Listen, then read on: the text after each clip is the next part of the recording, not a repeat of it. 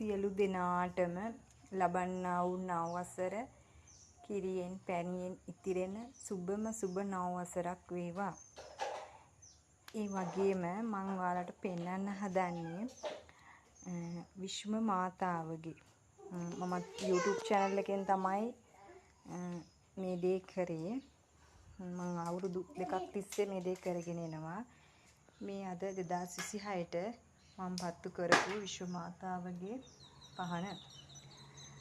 එතකොට ඇත්තටම මේ පහන ගෙදරට පුදුම එළියක් දෙන, සැනසීමක් දෙන, සිසිලසක් දෙන පහනක්.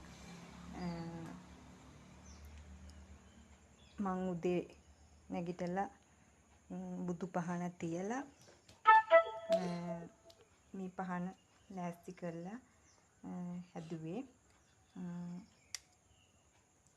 ඇත්තටම ගොඩක් ලස්සනයි, එළියයි.